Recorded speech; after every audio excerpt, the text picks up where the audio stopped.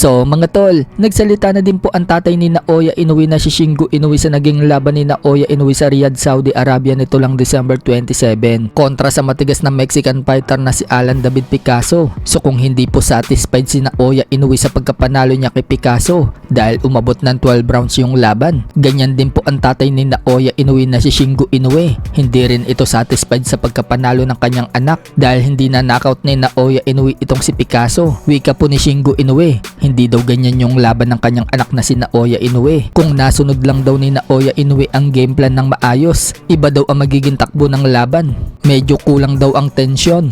Kung mas naging maingat daw si Naoya at pinanatili daw ang tensyon, mag-iiba daw ang flow ng laban. Kung inatake daw ni Naoya ng tuloy-tuloy ang katawan ni Picasso, lalo na sa simula pa lang na may kasamang jab at taas baba ang atake, pinahina si Picasso at naipon ang pinsala, baka knockout daw ang sinapit nitong si Picasso. Bukod dyan, hindi rin daw nagamit ni Naoya Inoue ang secret weapon nila. Yan daw yung counter uppercut. Kaya daw hindi nagawa ni Naoya Inoue ang mga yan dahil daw yan sa pagkairita ni Naoya Inoue sa Team Picasso. Yan po yung tungkol sa issue sa hand wrap. Pinapalitan po kasi yan mga tol. Tapos ang iingay pa ng Team Picasso bago ang laban. So parang nawala po sa focus si Inoue, kaya hindi niya na-knockout itong si Picasso. So nawala lang ba talaga ang focus ni Naoya Inoue o sadyang kayang-kaya lang ni Picasso saluhin ng mga suntok ni Inoue? Ano sa tingin nyo mga tol? Nagsalita na nga din po si Picasso mga tol tungkol sa lakas ng suntok ni Inoue. Ayon sa kanya, hindi daw si Naoya Inoue ang pinakamalakas sumuntok na naramdaman niya. Pagbubunyag ni Picasso,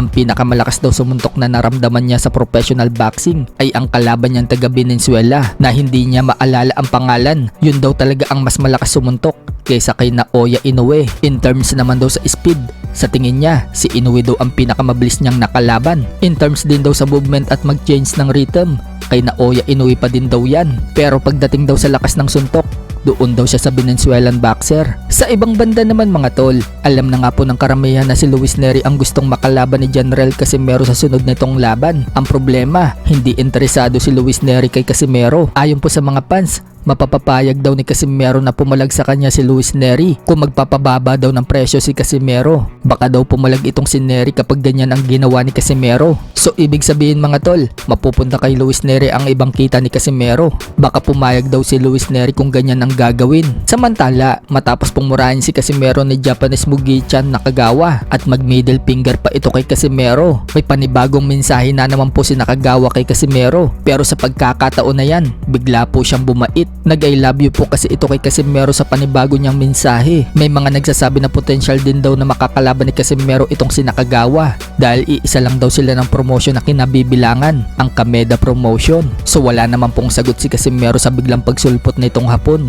I love you, Casimero. Casimero, I love you.